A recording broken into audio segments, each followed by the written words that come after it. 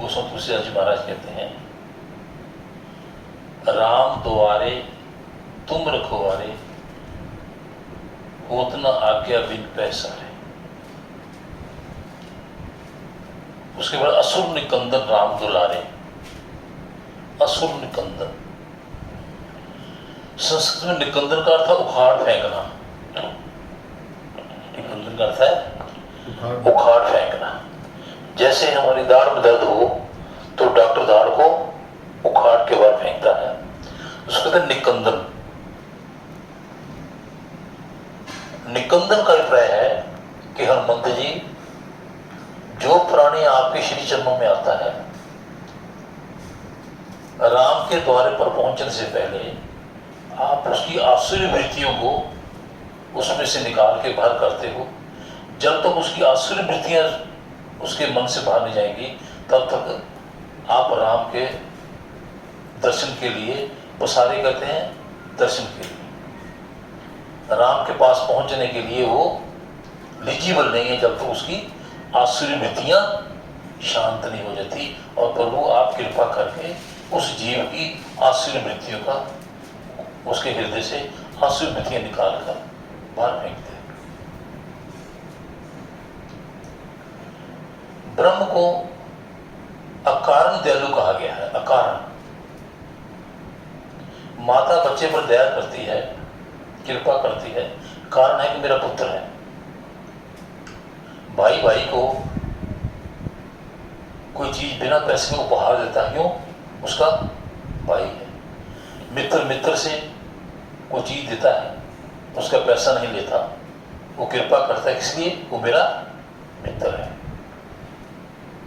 आपने बाजार में कोई चीज वस्तु खरीदने गए, आपने जितने ज्यादा धन दिया उतने की वस्तु मिल गई, ये कृपा नहीं, ये व्यवहार है। क्योंकि फिर भी उसने 10 रुपए लिए, 10 रुपए की चीज दे दी, ये उसकी एक कृपा का रंग है।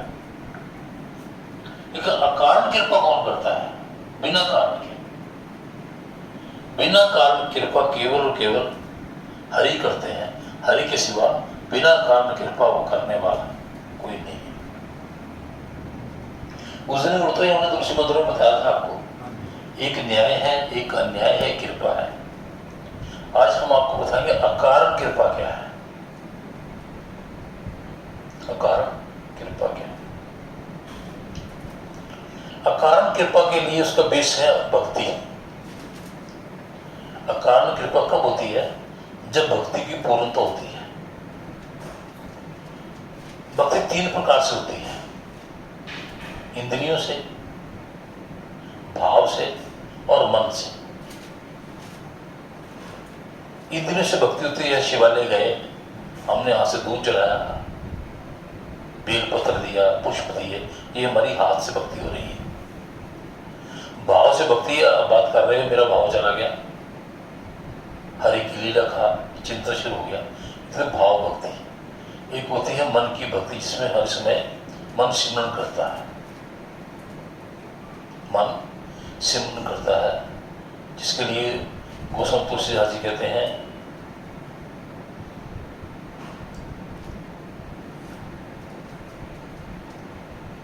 कि मन माला जप रहा है, मन माला जप रहा है,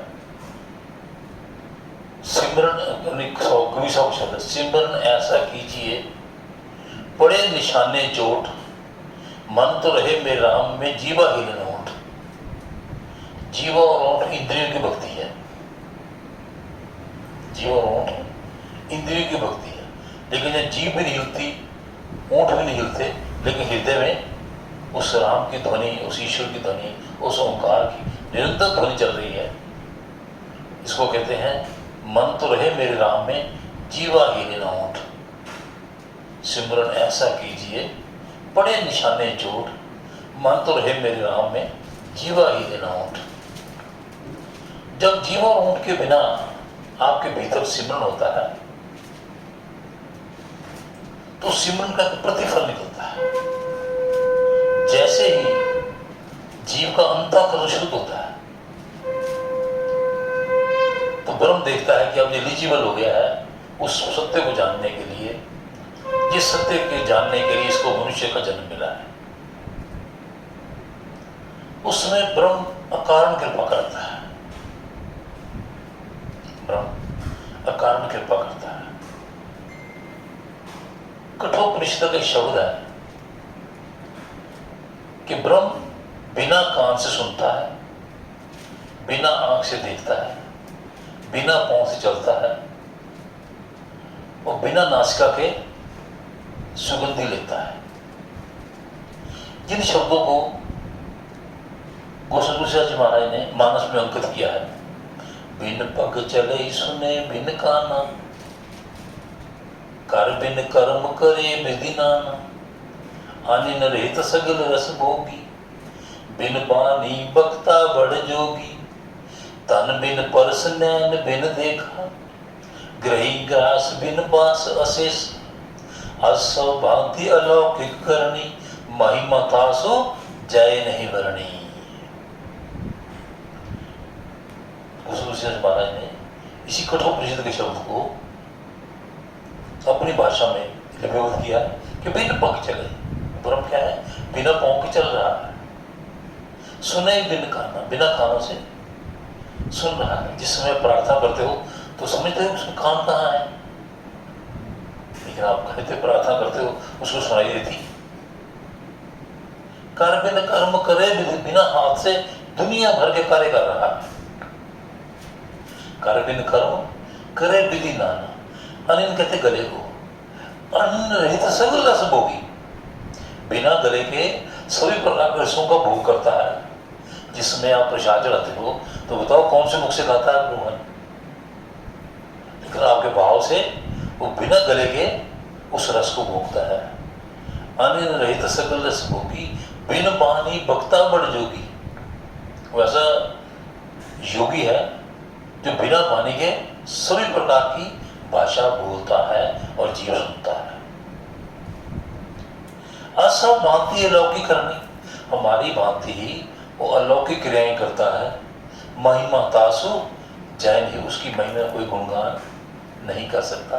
ये उपनिषद के शब्दों को गोस्वामी तुलसीदास जी महाराज ने अपनी भाषा में अंकित किया हुआ है।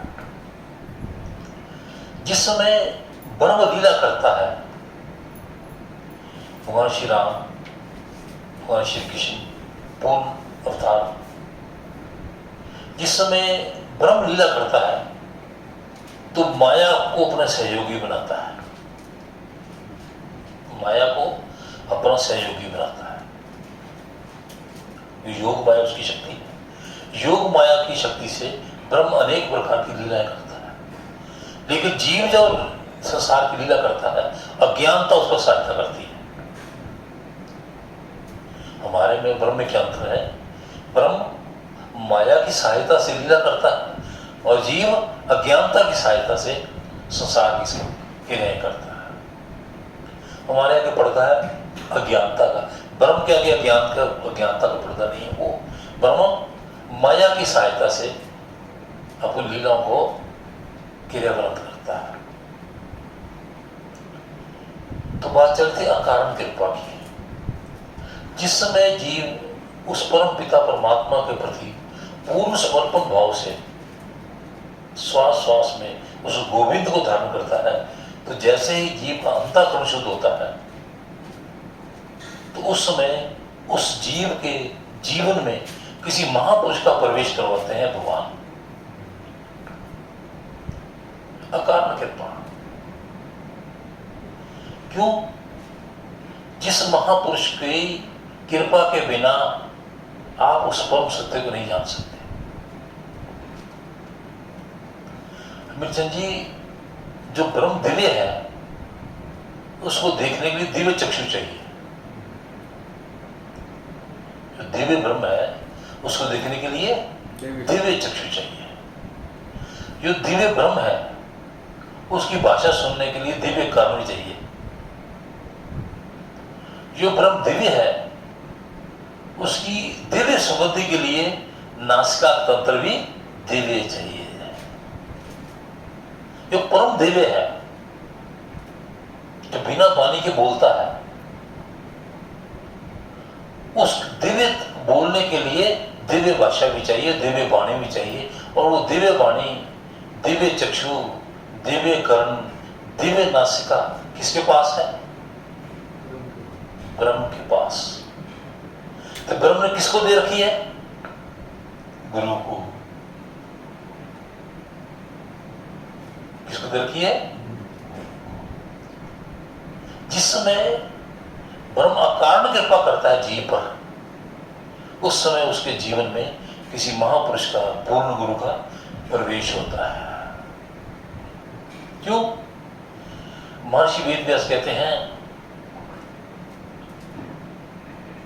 परम सत्य धीमहि, परम सत्य धीमहि। हे ईश्वर, तेरा परम सत्य जानने के लिए मेरी दिव्य बुद्धि चाहिए। धीमहि, बुद्धि कहते बुद्धि को। जब तक मेरी बुद्धि दिव्य नहीं होगी, तब तक मैं दिव्य को समझ नहीं सकता। तो सर्वप्रथम भगवान क्या करते हैं? अपनी दिव्य बुद्धि गुरु को देते हैं, उस महापुरुष को देते हैं। जिस समय ब्रह्म वो दिव्य बुद्धि गुरु को देता है, उसी समय गुरु के पास जो अलौकिक शक्ति आती है, उस अलौकिक शक्ति के विस्तार के लिए, उस अलौकिक को समझने के लिए, उस अलौकिक की अलौकिकता को जानने के लिए ब्रह्म गुरु को पूर्णता देता है। और गुरु की कृपा के बिना शिष्य उसको समझ नहीं सकता। हमारे गुरुदेव कई बार कहा करते थे, हमारे गुरु भाई बैठे हुए हैं शिक्षक महाराज जी, वो कहते ब्रह्म बोले काया बोले। ब्रह्म बोला है, काया का सहारा लेकर बोल रहा। कैसे बोलेगा? ब्रह्म अपनी बात करेगा, किससे करेगा? मुख से करेगा, तो मुख में काया होगी तो बात करेगा। और कारण कृपा का पहला रूप क्या है? कि जीव के जीवन में किसी महापुरुष का प्रवेश होगा। जैसे जैसे आपकी प्रार्थना है, यदि प्रार्थना यह है कि हे परम पिता परमात्मा, मैं आपसे मिलना चाहता हूं, मुझे पूर्ण सद्गुरु दीजिए। जिस समय आपके जीवन में पूर्ण सद्गुरु का प्रवेश होगा, उसी समय अकारण कृपा होगी। वो कृपा किसी कारण के अधीन है, अकारण कृपा है। जिस समय हनुमंत जी ने लंका में प्रवेश किया, विष्णु से मुलाकात हुई, तो विष्णु ने क्या कहा? अब मोरे भाग जगे हनुमंता, अब मोरे भाग जगे हनुमंता। अरे कौन कह रहा है? विभीषण। यहां किसी के पास 2 अंगूठी ले लो तो कहता मेरे भाग्य से 2 अंगूठी बन गई, मेरा मकान बन गया, मैंने एक्टिवा ले ली, स्कूटर ले लिया, कार ले ली, मेरी शादी हो गई, मेरे 2 बच्चे हो गए, ये भाग्य है। लेकिन वो विभीषण जो सोने की लंका में रहता है, उसकी धर्मपत्नी का नाम था शर्मा। शर्मा उस समय की विश्व सुंदरी थी। कीर्ति बाहु लड़का था, एक ही बेटा था कीर्ति बाहु। उसने इतना युद्ध किया, इतना बलशाली था, 7 दिन तक अकेले उसने लक्ष्मण से युद्ध किया। 7 दिन तक अकेले युद्ध किया वो। और रावण को सबसे प्रिय था। रावण को सबसे प्रिय कौन था? विभीषण का बेटा। कथा पर मैन में आता है कि रावण कई बार भोजन करता था, अपने भतीजे को अपने पट पर बिठा के बचपन में इतना लाड करता था, उससे इतना प्रेम करता था कि अपने पास बिठा के अपने हाथ से उसको भोजन कराता। लेकिन जिस समय हनुमंत जी प्रवेश किए लंका में, क्या करें? अब वो मोरे भाग लगे हनुमंता, अब मेरे भाग्योदय हुए हैं। क्या भाग्योदय हुआ है? बिनु हरि कृपा मिली नहीं संता। हरि ने अकारण कृपा करी और मेरे जीवन में आपका प्रवेश हो गया। बिन हरि कृपा मिले नहीं संता, बिन संत कृपा मिले नहीं भगवंत। जब तक संत कृपा नहीं करते तब तक भगवंत से परिचय नहीं होता। तो अकारण कृपा का पहला रूप क्या है प्रभु की? कि जीव के जीवन में किसी पूर्ण संत का प्रवेश होता है, ये अकारण कृपा है। इसके लिए आपने एक चीज पे की, एक चीज पे कि क्या किया, उस परम पिता परमात्मा को अपने हृदय में धारण किया और श्वास श्वास